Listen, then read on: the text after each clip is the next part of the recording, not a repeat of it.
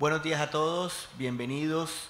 Soy Francisco Miranda, director del diario Portafolio, y me complace estar hoy desde Cartagena conectándome con todos ustedes en este conversatorio Compass 30 años, el sector portuario, la economía y la política. Vamos a tener una conversación hoy con Andrés Osorio, con don Gabriel Echavarría, y vamos a recorrer también un poco la historia de Compass, pero también los retos que hoy el sector portuario y Compass, como uno de los puertos más modernos del país, enfrenta en el presente y hacia el futuro. Vamos a tener primero agradecer la invitación que me hace Compass para vincularme en su aniversario, y les deseo muchos éxitos y felicitaciones por el logro y por el protagonismo que tienen dentro del sector portuario colombiano. Voy a explicar a todos un poquito cuál va a ser nuestro programa el día de hoy en nuestro conversatorio 30 años de Compass, sector portuario en la coyuntura política y económica. Haré rápidamente, durante un tiempo muy corto, una serie de reflexiones muy generales sobre en qué momento nos encontramos desde el punto de vista político y económico en este fin de 2022 y hacia 2023, y luego con Andrés y con don Gabriel Echavarría conversaremos y haremos un recorrido por la historia de Compass, pero también por los retos que hoy nos trae el presente. Entonces, sin más preámbulos, comencemos con una serie de notas.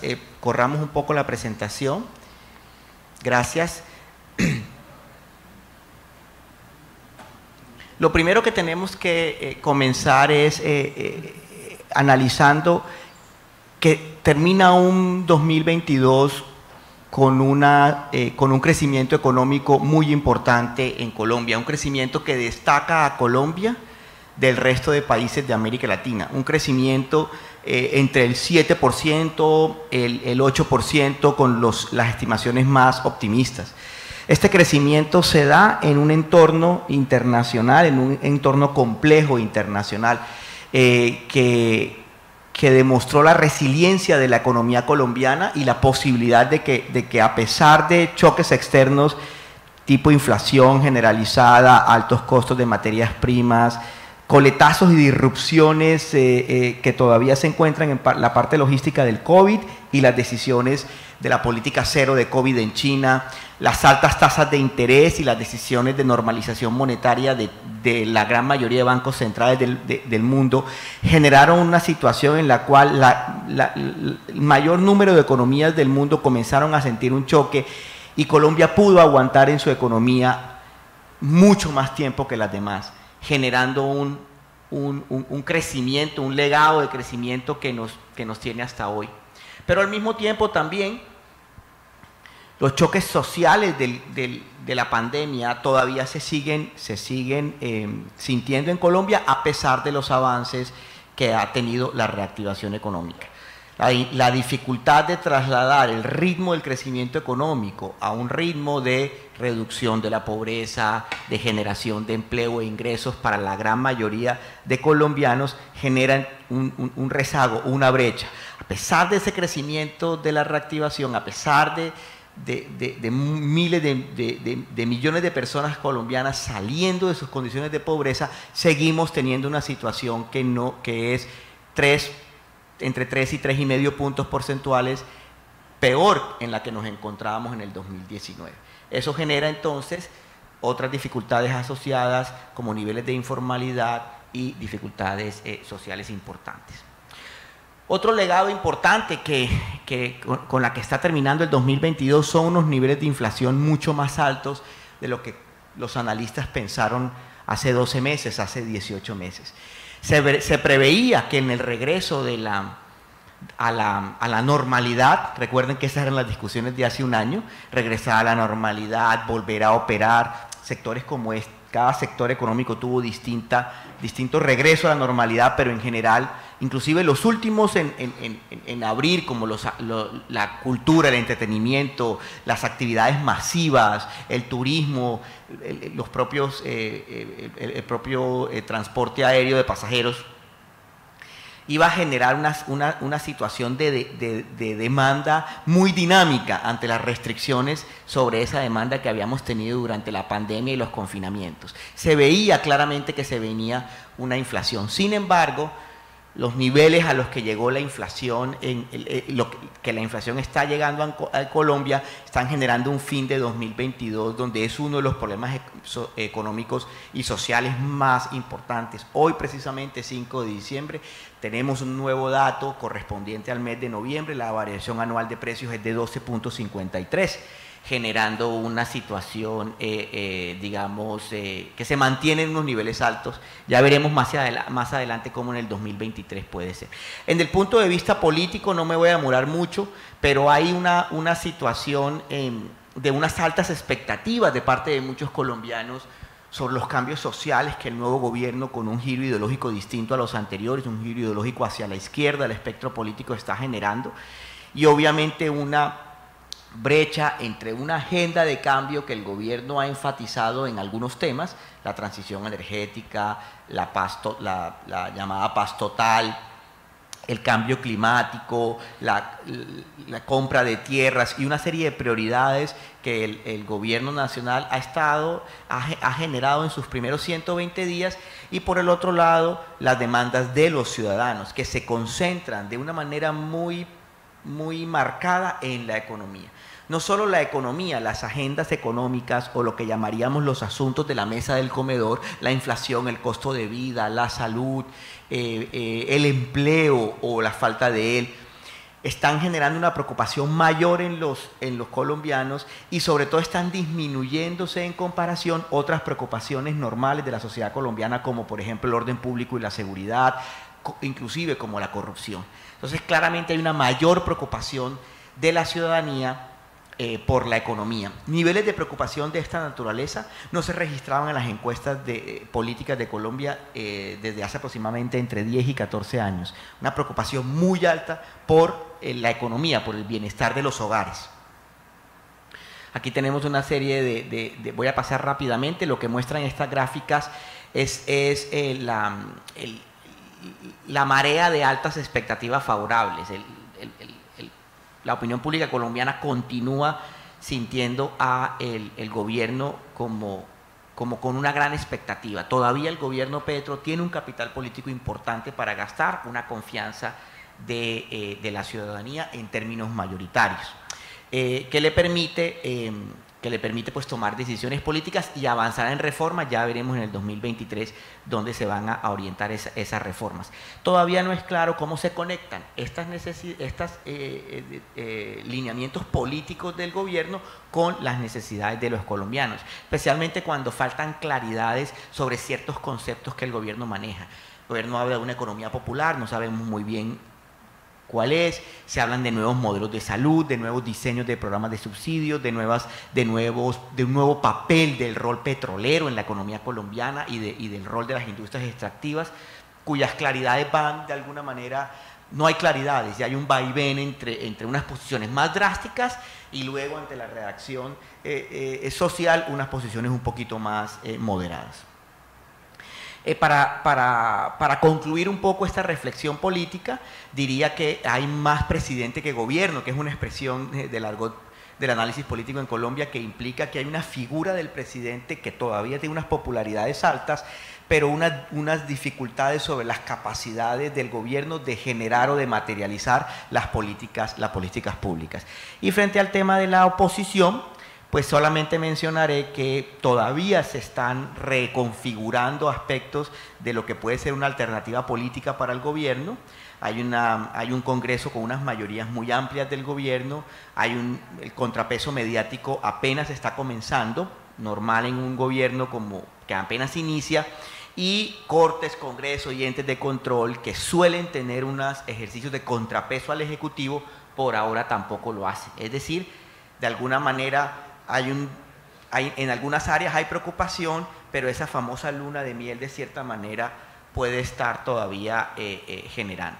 En términos de economía, ya lo mencioné, estamos terminando con una situación muy agridulce, donde tenemos un crecimiento económico en el 22 muy importante, jalonado por el consumo, por la reactivación de numerosos sectores, incluidos el comercio, incluidos las actividades de entretenimiento artísticos y culturales que se ven en el día a día de las personas, alto consumo de los hogares, conciertos, ahora viene la Navidad, etcétera, un consumo de hogares, poco menos de empresas, pero sobre todo hogares muy activos. Sin embargo, las perspectivas hacia el 2023 de un freno muy fuerte en ese crecimiento, pues ya están generando preocupación, especialmente desde las empresas y obviamente desde el gobierno. Hay una situación muy compleja en la economía. Ya hablé de la inflación, ahora hablemos de las tasas de interés. Las tasas de interés siguen en alza y se presume que seguirán ante la persistencia de la inflación y ante el crecimiento económico tan dinámico. Parecería, digamos, una contradicción, pero claramente es probable que esta receta de alguna manera continúe por las posiciones y los documentos de las discusiones de la Junta Directiva del Banco de la República. Esto generará entonces un alto costo de endeudamiento. Si sumamos el alto costo de endeudamiento más efectos de la reforma tributaria, tendremos que en el 2023 se aumentará el costo del capital y tendremos una serie de dificultades estructurales sobre la capacidad de inversión en Colombia, más graves sobre algunos sectores específicos que tienen esa carga impositiva más alta. Un caso puntual, el sector petrolero, por ejemplo, cuya tasa de tributación se elevó de una manera inconveniente y mucho más alto de lo que se esperaba. El déficit fiscal de Colombia es muy alto y continúa siendo una de las preocupaciones más importantes macroeconómicas del país. La combinación de un déficit fiscal junto con un déficit en la balanza de pagos que está generando un desfase, un desequilibrio externo entre importaciones y exportaciones, complica el futuro político de Colombia y sobre todo dificulta y tiene consecuencias sobre otros factores como la tasa de cambio y otros factores como la capacidad del gobierno de poder generar el gasto público necesario para mantener una economía en recesión, para mantenerla activa. Aquí voy a pasar rápidamente, aquí tenemos una discusión muy importante que tiene que ver con el componente de los factores locales. Y aquí quiero mandar un mensaje muy puntual. Muchas veces en el debate público sobre estos factores económicos, el gobierno nacional y el Ministerio de Hacienda tienden a poner la responsabilidad sobre los hombros de la situación externa. Y no negamos la situación externa, sin embargo, cada vez más encontramos que hay factores locales, especialmente asociados a la incertidumbre económica y a de las reformas que tienen un componente en tasa de cambio, que tienen un componente en la tasa de riesgo, en la prima de riesgo que el gobierno colombiano está pagando para su deuda, que son factores, digamos, importantes. Cuando el consumo privado comience a disminuirse el próximo año, pues esa prima de riesgo que Colombia ya está pagando, que es igual a otros países con una calificación más baja que nosotros, comenzarán a generar un impacto no deseable. La recomendación sería bajar de parte del gobierno colombiano esos ruidos, esos factores locales, aclarar ciertos componentes de la incertidumbre que seguramente reducirán el impacto local. Obviamente eso genera deterioros de confianza, la confianza empresarial, la confianza comercial, industrial y del consumidor han comenzado a bajar, generando una percepción de incertidumbre y de poca confianza en el futuro de la economía. Hablo del 2023 de parte de los diferentes actores. Aquí tenemos hacia adelante unas perspectivas muy rápidas frente a desempleo e inflación, que ya lo acabo de mencionar. Aquí tenemos claro que lo que vamos a tener que enfrentar va a ser la necesidad de una definición de ese paquete de reformas y sobre todo incluidas algunas políticas que tocan el sector portuario, como lo vamos a discutir ahora más adelante, que tienen que ver con la definición de políticas de industrialización, que no se tiene todavía una claridad sobre ellas, la política de comercio exterior de este gobierno y cuál va a ser el impacto en esa combinación de reindustrialización y al mismo tiempo de diversificación exportadora. Los impactos que la reforma tributaria, Andrés y don Gabriel, puedan tener sobre las exportaciones de nuestros productos, digamos, bandera, por decirlo de alguna manera, productos asociados a las industrias extractivas, cuyos impuestos no sabemos todavía cuál es el impacto que vaya a tener, y también otros elementos, por ejemplo, como la urgencia de parte del gobierno de ingresar recursos, por ejemplo, vía una agresiva política de desarrollo de la infraestructura que sustituya las restricciones y el freno que va a haber en el sector privado y en el consumo privado. ¿Cuál es la claridad de esas políticas? ¿Cuál es la claridad, las señales que se van a enviar? Por ejemplo, las señales con respecto a la concesión portuaria, señales que afectan y las cuales seguramente vamos a hablar más adelante, señales para la renovación de la concesión de las concesiones portuarias que tienen que comenzar a darse de una manera rápida, construcción de vías, construcciones de aeropuertos, puesta en marcha de 5G, desatrase de algunas 4G y toda esa puesta en marcha de la infraestructura que aún requiere, digamos, que todavía requiere una hoja de ruta clara en un 2023 marcado por el freno y de la reactivación. Y simplemente ya para cerrar y entrar en materia en nuestra conversación, voy a mencionar 2 o 3 aspectos frente a lo que viene en la política. Lo primero es, vamos a tener una necesidad del gobierno de comenzar a materializar un poco lo que esa agenda de cambio implica. Y eso le va a generar al gobierno en un ambiente de reactivación, de freno, perdón, de desaceleración, la necesidad de escoger cuáles son esas políticas, y esas políticas van a generar una prioridad o una secuencia en las reformas. No conocemos cuál es esa secuencia, sobre qué va a enfocarse el gobierno, sobre pensional, sobre laboral, algunas reformas sectoriales que se están hablando que no necesariamente pasan por el Congreso, el desarrollo de la política rural y de tierras, la materialización de algunas promesas de gobierno, política de reindustrialización, etc. ¿Cuál va a ser el orden? ¿Cuál va a ser la secuencia? ¿Cuál va a ser esa estrategia para que el capital político del gobierno se mantenga? No lo sabemos todavía y es un punto que viene para el 2023. Un segundo punto que viene para el 2023 son las elecciones regionales, que afecta a la inversión local que se está generando. Y por último también la llegada, digamos, del riesgo de algunas de las políticas claves del gobierno que tienen que ver, por ejemplo, con el desarrollo de la seguridad nacional y el restablecimiento de las relaciones con Venezuela. Todavía ahí hay unos elementos que son económicos, pero que también son políticos y diplomáticos cuyas claridades no tenemos. Aquí acabo de hacer un resumen muy rápido, porque ya nos estamos acercando entonces a nuestra conversación. Les agradezco mucho el tiempo a este intento de poder recoger un poquito cómo terminamos el 2022 y qué viene.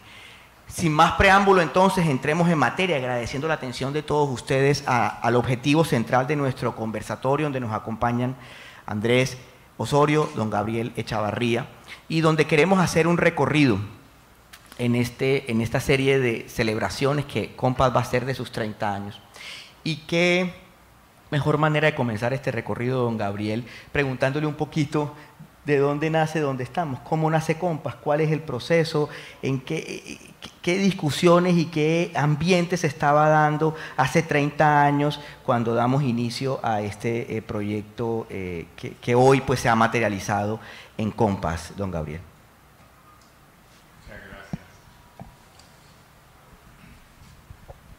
Muchas gracias.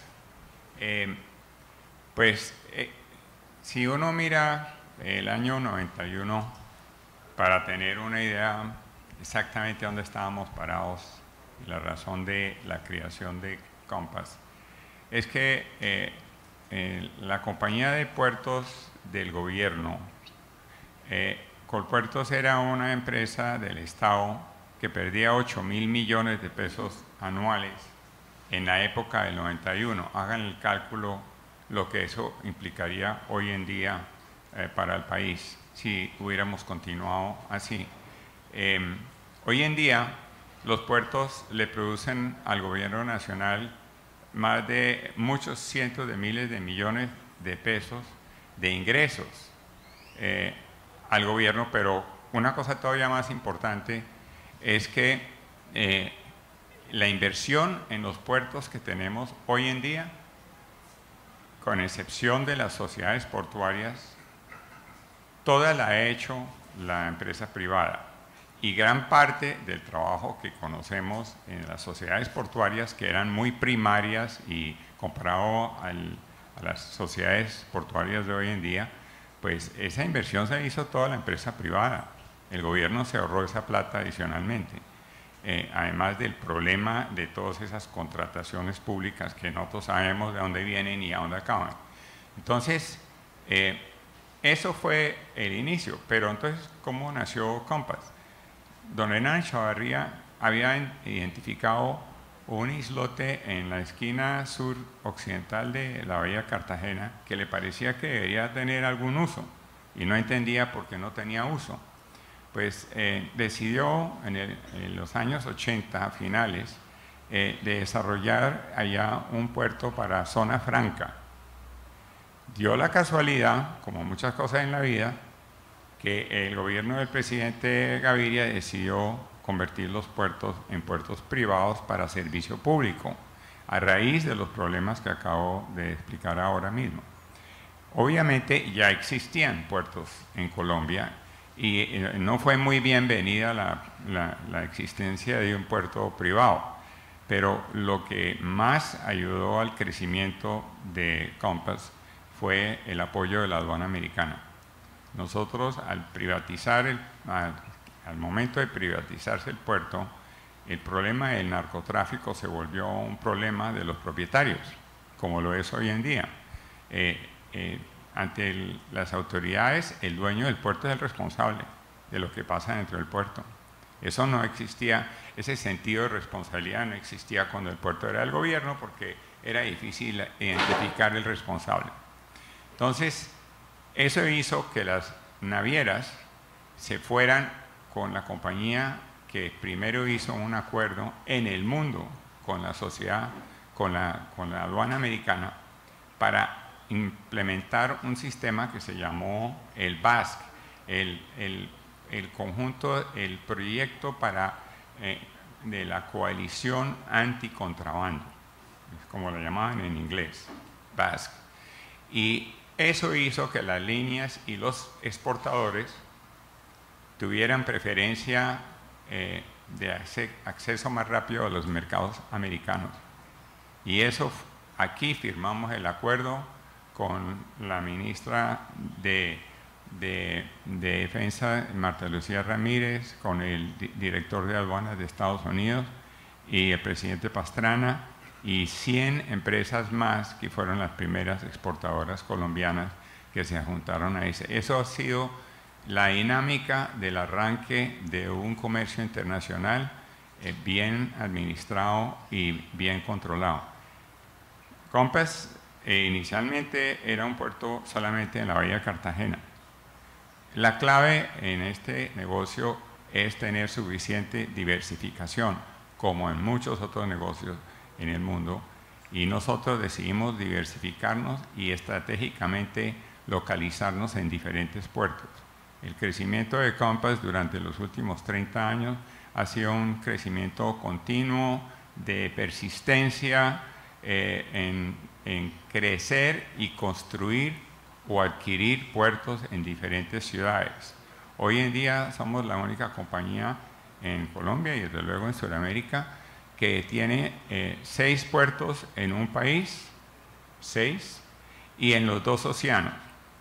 ¿Eso qué quiere decir? Que estamos repartidos a lo largo de todas las áreas donde posiblemente pueda haber una oportunidad para servir tanto a nuestros importadores como a los exportadores y a nuestros clientes internacionales.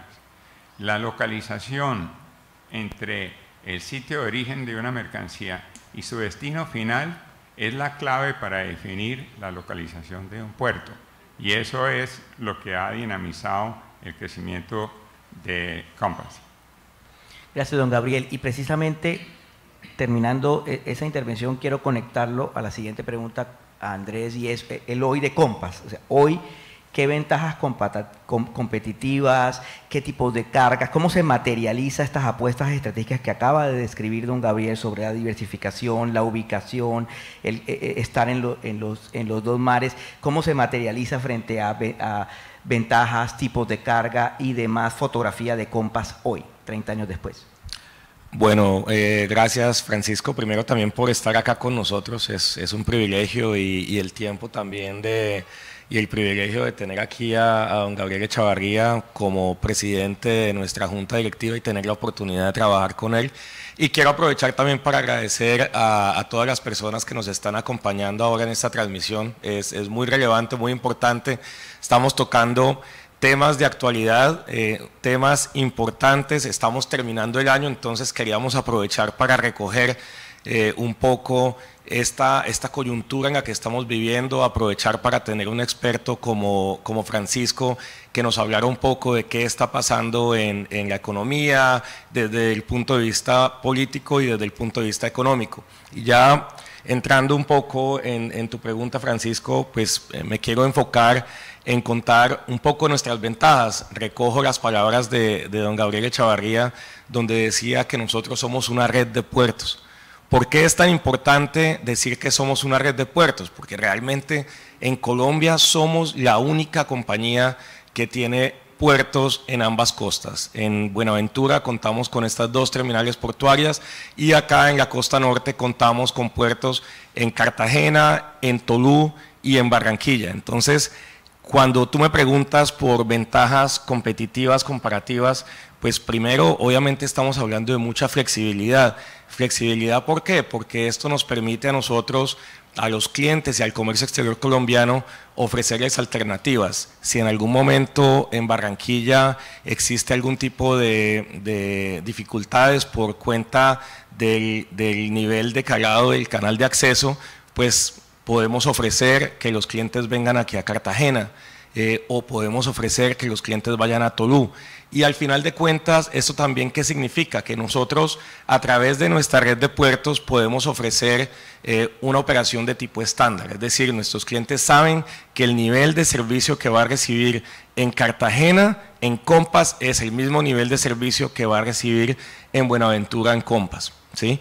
¿En dónde nos enfocamos nosotros? Obviamente en mejorar nuestros niveles de productividad para todos nuestros clientes, que nos permita poder manejar más mercancías para nuestros clientes y una mayor diversificación de los tipos de mercancías que trabajamos. Entonces, recojo también un poco las palabras de don Gabriel Echavarría, donde mencionaba la diversificación. Esto es súper importante porque nosotros somos la única red, no solamente la única red de puertos, sino la única red de puertos multipropósito de Colombia.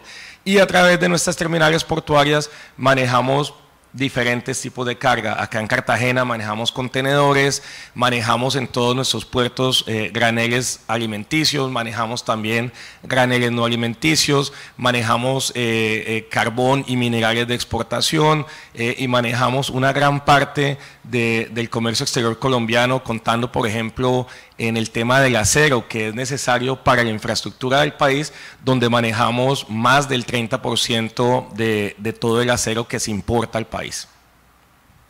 Gracias, Andrés. Don Gabriel, nos acompaña en la audiencia amigos, clientes de Compass, otras personas interesadas y que les llama la atención y quieren conocer sobre el sector portuario.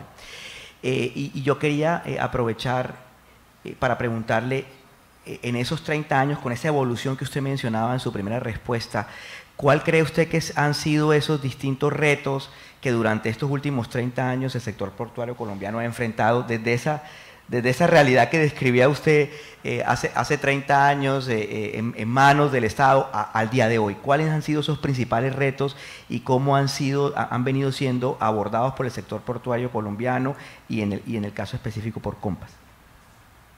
Muchas gracias, Francisco. Pues yo creo que el mayor reto obviamente es el narcotráfico. El narcotráfico, pues ya no voy a entrar en explicar lo que ya todos conocemos, es un desafío para los puertos porque nos contamina la mercancía y desacredita los productos de exportación que hacemos los colombianos después de haber trabajado arduas horas para poder producir algo que se quiere consumir en el exterior. Uno diría que, por ejemplo, les doy un ejemplo, si un contenedor de una compañía exportadora grande tiene un contrato en el exterior y llega un contenedor a la fábrica en Estados Unidos o en Europa contaminado con media tonelada o 500 libras de alcaloide, es muy probable que pierda el contrato esa compañía. Y eso tiene un impacto sobre todas las otras compañías, sobre su credibilidad. Entonces, lo mismo pasa con carbón y lo mismo pasa con granos, porque no hay ninguna duda que son muy hábiles las bandas criminales y se han inventado toda clase de formas de pegar la carga a los cascos de los buques o corromper a las tripulaciones, a pesar de todos los esfuerzos que hagan las líneas navieras. Entonces yo diría que esto para las exportaciones colombianas es un desafío muy grande. El segundo desafío grande, en el caso nuestro especialmente, donde hemos construido o reconstruido 6 puertos, es construir sobre el agua. Construir sobre el agua no es lo mismo que hacer una carretera en tierra firme. El agua es un enemigo de la infraestructura.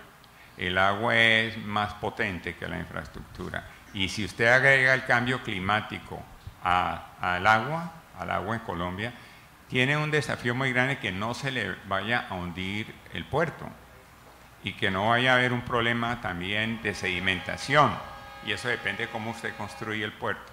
Nosotros tuvimos que prácticamente rediseñar el puerto de Agua Dulce para nuestros socios porque estaban mal calculados por una compañía china, que finalmente pero perdimos varios años haciendo eso. En el caso del río Magdalena, yo diría que el problema del río Magdalena lo conocemos todos, pero es una necesidad nacional de resolver el tema del dragado y la removida de las zapatas del puerto, del puente, porque con 2 puentes lo que tenemos es un bloqueo del río. Entonces, esos son desafíos que tiene este gobierno, que va a tener que afrontar. Y eso, agréguele el cambio climático, agréguele el problema del canal del dique, donde hemos venido, la familia nuestra, trabajando más de 40 años a tratar de resolver ese problema.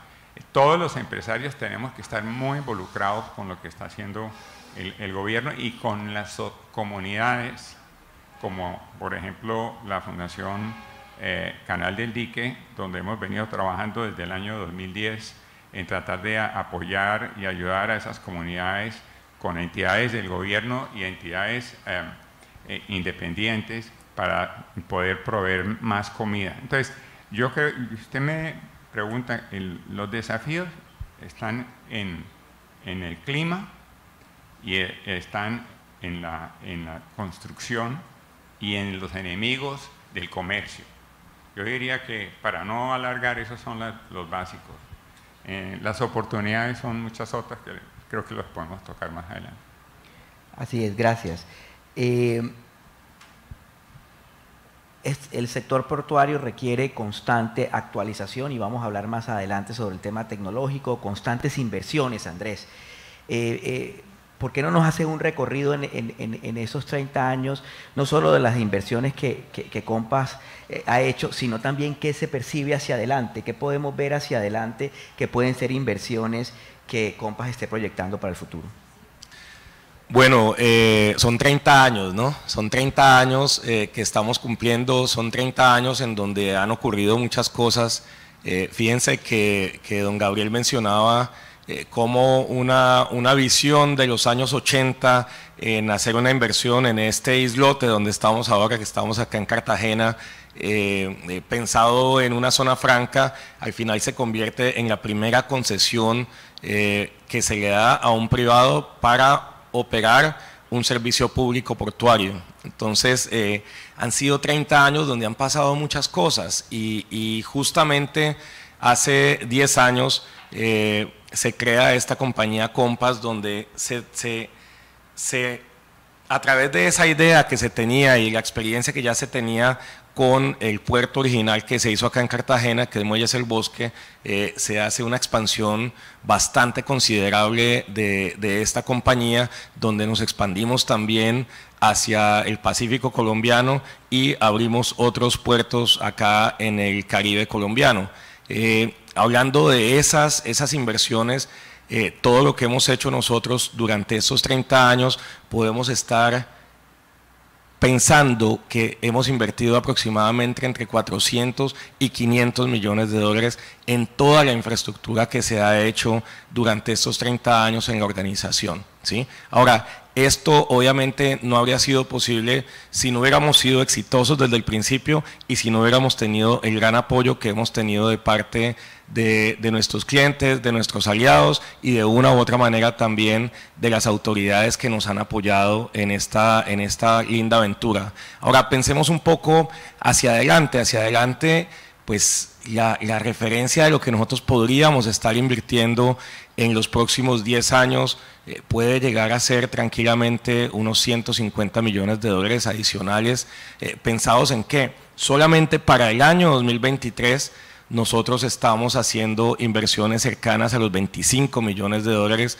en todo, en infraestructura. Es un CAPEX de inversión en actualización de equipos, y en donde nos vamos a estar enfocando muchísimo, obviamente va a ser en lo que mencionaba al principio, temas de productividad.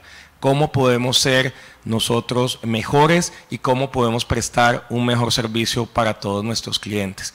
Cómo a través de esto podemos captar más barcos en nuestras terminales portuarias, cómo podemos generar más carga y al final esto cómo va a redundar en la gente, cómo podemos generar más empleos, cómo podemos ayudar más a las comunidades que nos rodean en el entorno portuario, que es un tema que es muy importante y que esperaría que podamos también profundizar un poco hacia adelante. Las fundaciones tienden a estabilizarse en las economías de estas comunidades a largo plazo. Es una forma, como no son políticos, sino son sociales, tienen fundaciones que yo o fundé o dirijo y que muchos otros empresarios han hecho, duran 20, 30, 50 años, muchas más. Entonces, eso sí le da un sentido de continuidad y de seguridad a la gente. ¿Y en qué áreas es clave que las fundaciones trabajen? Básicamente es en el estándar de vida debido a ingresos a la comida. En este momento estamos haciendo cosas en todas las fundaciones, es repartiéndoles comida. Eso es una solución a corto plazo, mostrando que las empresas están aquí en el momento álgido cuando hay una crisis como la que tenemos en este momento con este invierno. Pero eso no es una solución. Nosotros necesitamos poderle dar un estándar continuo, una cosa que sea con seguridad. Y nosotros, por ejemplo, en la Fundación Canal del Dique, trabajamos con muchas otras entidades en temas de darle comida fortalecida a las comunidades y enseñarles a cómo producirlas, y tanto en arroz como en yuca, por ejemplo, que son ingresos muy importantes para gente de bajos ingresos en particular. Pero también hay que formar, yo creo que ese es el otro más y el más grande desafío que tenemos, es en la educación y la formación de personas. No solamente en nuestras empresas, en darle oportunidad a la gente de las comunidades que no han tenido formación técnica, darle la formación técnica y ayudarles a que se vuelvan parte de la empresa y que empiezan a crecer dentro de la empresa para poder tener mayores niveles de ingresos y mayor competencia y eventualmente poder pagar por la educación de sus hijos. Lo otro es ayudarle formación y educación a gente que no tiene plata o ingresos para poderla tener. En eso hay dos cosas. Una es la formación básica, como por ejemplo cuando construimos el Colegio Felipe Cabreras en Barú, la punta de Barú, en la punta sur de Barú, o como hoy en día, por ejemplo, administramos lo que es el centro del SENA en Santana. Es muy importante darle, y el gobierno debería darle más importancia al SENA y a la formación de personas. La forma que la gente de bajos ingresos y las comunidades pueden surgir es si tienen formación, si pueden hacer algo especial, algo que sea superior a lo que están acostumbrados a hacer. Y eso requiere entrenamiento y formación y saber cómo trabajar. La gente no sabe ni cómo abrir una cuenta, ni cómo son los derechos sociales que tienen, si van a trabajar, cuáles son los beneficios y cuáles son las responsabilidades. Todo eso es parte del trabajo de formación desde jóvenes. Yo creo que esas áreas son muy importantes y yo les puedo decir que en Buenaventura no hubiéramos podido construir el puerto de Agua Dulce si no fuera porque formamos una fundación que se dedicó a integrarse directamente con las comunidades que estaban afectadas y pudimos hacer que las comunidades pidieran que dejaran hacer el puerto porque había muchos intereses en Buenaventura, como se pueden imaginar, para que no hubiera otro puerto competitivo. Entonces, yo creo que las comunidades son un factor positivo si se maneja en la forma correcta y con suficiente tiempo. Eso es muy importante, anticipar los hechos y no esperar los problemas. Gracias, don Andrés. Yo quiero complementar las palabras de don Gabriel y recopilando y recogiendo un poco de la importancia de todo este tema de la sostenibilidad. Y es que esto es una política de empresa, esto es una política que viene, como bien lo dijo don Gabriel, desde la familia Chavarría, con muchísimo tiempo, donde se viene haciendo y donde se vienen haciendo cosas muy importantes. Ahora mencionaba don Gabriel Buenaventura. Si no continuamos, si no seguimos haciendo ese trabajo mancomunado con las comunidades, en algún momento, pues obviamente vamos a tener una repercusión en nuestras operaciones, pero es que es muy reconfortante hacerlo, no porque eventualmente vayamos a tener una repercusión en nuestra operación, sino porque hombre, ayudar es bueno, ¿sí? Quiero contar un poco más qué hacemos nosotros. Don Gabriel tocó el tema de los proyectos productivos, el tema de los cultivos de la yuca. En Buenaventura también hacemos cultivos o enseñamos a las personas y apoyamos a las comunidades en los cultivos de la papa china. La papa china, que es un tubérculo que casi nadie conoce, pero que yo espero que en algún momento sea mucho más conocido acá en Colombia. Y un tema que es supremamente importante y es el enfoque en la educación. La educación, pero comenzando desde los niños. Enfocarnos en que los niños jueguen fútbol, hagan deportes. Ahora estamos pensando en Tolú, en esa zona en Sucre, apoyar el tema del boxeo, que es algo que es muy común en la región, y al final, ¿qué es lo que queremos hacer?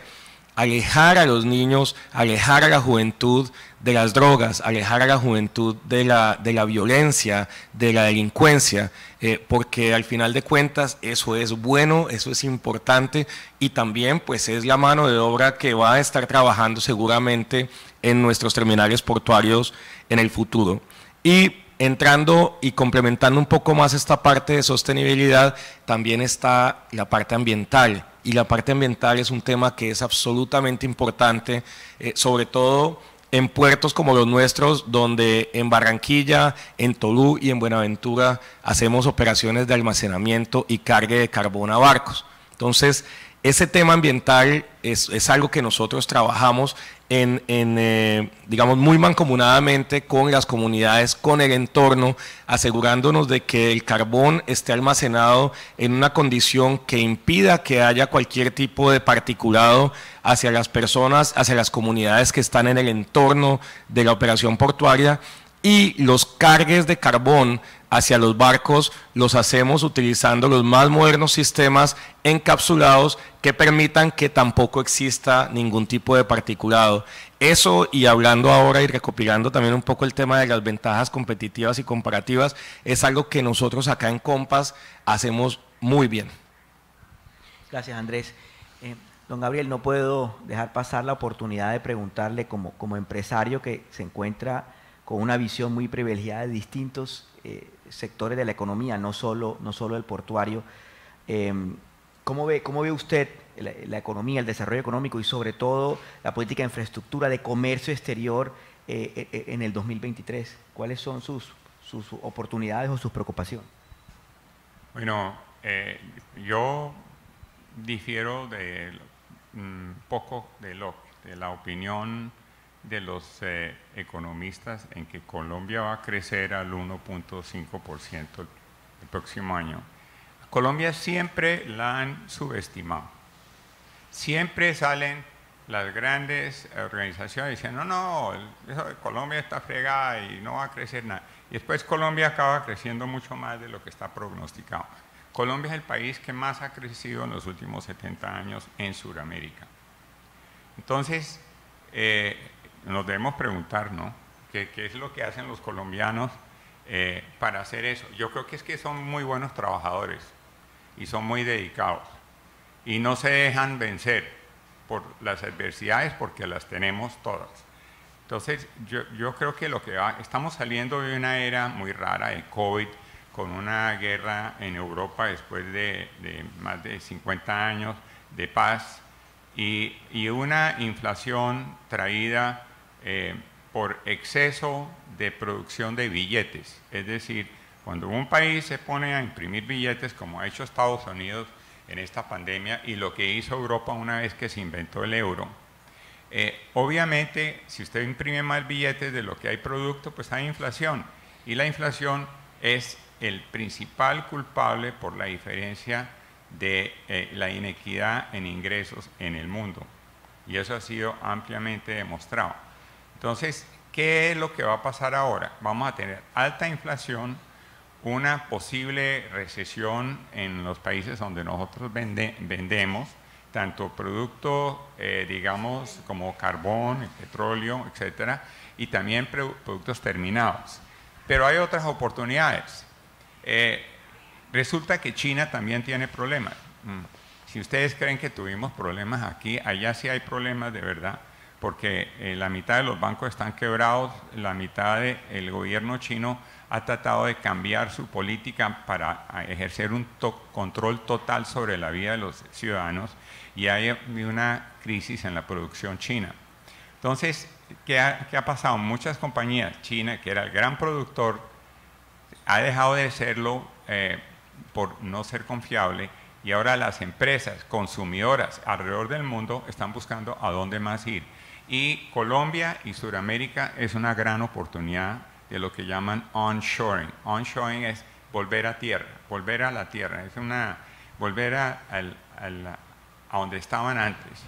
Y eso lo estamos viendo, lo vemos en la organización Corona, donde las empresas grandes, Estados Unidos, están buscando consumir desde este hemisferio y no ir al otro lado del Pacífico a consumir. Si los colombianos se despiertan, como se han despertado los mexicanos, tenemos una oportunidad, pero en este momento los mexicanos nos van ganando, porque están más sintonizados con las oportunidades y tienen un gran acuerdo de libre comercio con Estados Unidos que les permite prácticamente ser la fábrica de Estados Unidos para muchos productos que ellos ya no producen eficientemente. Entonces, eso es una oportunidad. Lo otro es el manejo, qué va a pasar con las tasas de interés. Es necesario, desafortunadamente, bajar la inflación, porque la inflación va directamente contra el pueblo. Puede que vaya contra el empresario, pero va contra el pueblo primero. Y entonces eso hay que controlarla primero. Y después, sí, vamos a tener que bajar las tasas, pero tiene que haber una reducción en la inflación. Y para eso necesitamos el apoyo de la banca internacional para poder tener financiación bilateral que no sea la financiación local, que es muy cara, y tener créditos a largo plazo. Yo creo que eso, Corporación Andina de Fomento y Banco Mundial van a ser claves en la recuperación colombiana en los próximos 4 años, para este gobierno especialmente. Muchas gracias, don Gabriel. Y precisamente hablando del tema de gobierno y ya entrando en el tramo final de esta conversación, Andrés, que desde el punto de vista de Compass, ¿qué oportunidades, qué retos se visualizan con respecto a las políticas o a los anuncios del gobierno que apenas pues, lleva unos 4 o 5 meses? ¿Cómo lo ves? Bueno, es una buena pregunta y la enfoco en 2 partes, ¿no? Lo primero es lo que nos corresponde a nosotros y quiero resaltar un poco las palabras que decía yo ahora. Nosotros podemos hacer más con lo mismo, sí. Es decir, podemos ser mucho más productivos de lo que somos hoy día. Sí, podemos ser mucho más productivos. Para eso tenemos que hacer las inversiones correctas, en los equipos correctos, en la capacitación correcta, en tecnologías. Todo el tema de sistemas es un tema que es supremamente importante.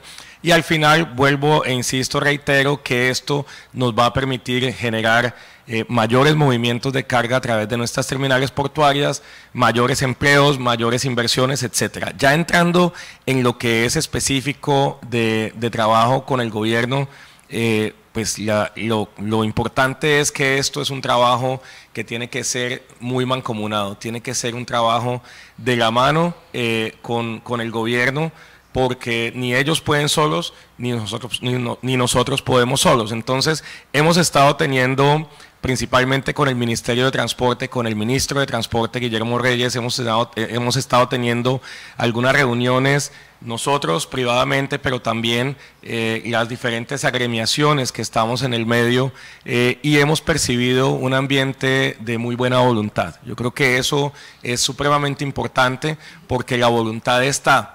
Esa voluntad que estamos viendo la quisiéramos ver plasmada también en unos planes concretos, en unos planes claros, pero también tengo que ser muy honesto, en lo relacionado con el río Magdalena, en lo relacionado con los dragados del canal de acceso del río Magdalena, no solamente hemos visto la voluntad, sino que también hemos visto que ya los recursos, por lo menos para el dragado de los primeros 6 meses del próximo año que estaban embolatados, ya están garantizados. Eso demuestra claramente voluntad, pero, vuelvo, insisto, con una planeación, con un plan estratégico claro, con la recopilación de los estudios que ya se han hecho y la profundización de los estudios sobre lo que tenemos que hacer en el canal de acceso y en el río Magdalena, vamos a lograr tener una solución que realmente sea de largo plazo. Y el otro tema que es absolutamente importante, y ahí recojo unas palabras de Francisco, es el tema relacionado con las inversiones en carreteras. Las vías 4G que se han venido haciendo desde el gobierno pasado, inclusive hay unas vías que están muy desarrolladas, hay unas vías que están por encima del 80%, hay unas que ya se han venido entregando en este gobierno.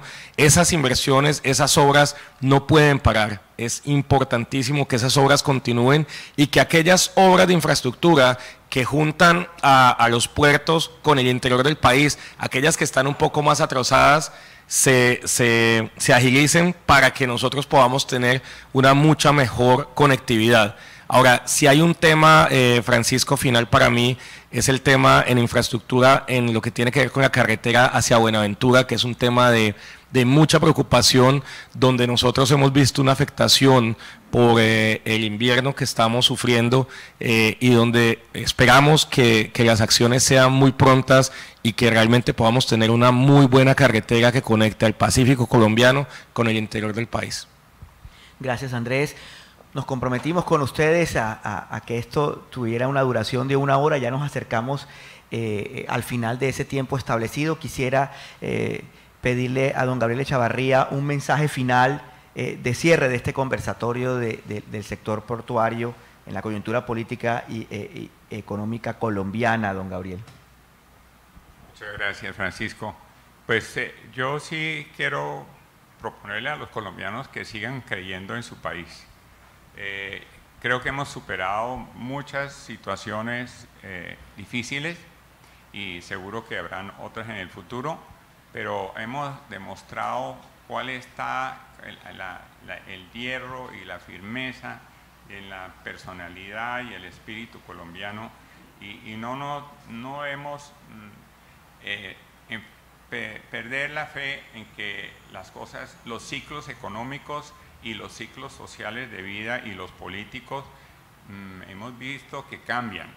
Lo que es hoy, dentro de 4 o 5 años es otra, y eso lo mismo con el cambio climático.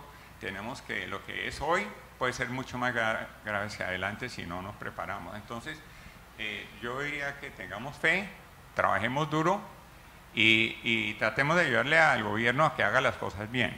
Yo creo que hay muchas cosas que nosotros podemos indicar cómo se pueden hacer mejor. Vamos a ver si nos hacen caso o no. A mí me gustaría darle agradecimiento a 3 mujeres, porque aquí estamos 3 hombres y no hemos hablado de mujeres, pero las mujeres en la vida nuestra son muy importantes. Quiero dar 3 ejemplos. Una es a Mayra Cavalier. Mayra fue la persona que desarrolló el concepto de BASC con la aduana americana. Y no créame que no es fácil convencer a un gobierno como el americano que debería hacer eso con un puerto pequeño que estaba empezando en un país que estaba desertificado. Ustedes se pueden imaginar lo que es eso. La otra persona que le quiero agradecer es a María Eugenia Rolón, que es la directora de nuestra fundación Canal del Dique. Ella se las pasa viajando por el Canal del Dique, visitando todas las comunidades, también en la zona de Cartagena, y ha sido una persona dedicada toda la vida a las comunidades y a los temas ambientales en nuestra región. Y la última persona que le quiero agradecer es a mi señora, que se aguantó 30 años de viajadera, y ustedes saben que uno, sin la compañía de las mujeres, pues le toca más duro. Entonces, esas son 3 mujeres para darles a ustedes un ejemplo de lo que hacen todas las demás, ¿no? Porque son muchas más y son parte del éxito de Colombia. Muchas gracias, don Gabriel, y con este merecido triple reconocimiento ya llegamos al final de nuestro conversatorio 30 años Compass, el sector portuario en la coyuntura política y económica de Colombia, retos, desafíos, oportunidades, un recorrido de 30 años de cambios tecnológicos, decisiones estratégicas, proyectos innovadores que seguramente están sembrando y sembrarán el camino para futuras inversiones y futuras decisiones estratégicas. Andrés Osorio, don Gabriel Echavarría, soy Francisco Miranda, director de Portafolio, y estén muy atentos porque probablemente esta celebración de 30 años pues continuará con muchas invitaciones y con muchos momentos para recordar la historia de Compass y también los planes para los próximos 30 años. Muchas gracias por su atención y gracias por acompañarnos. Gracias.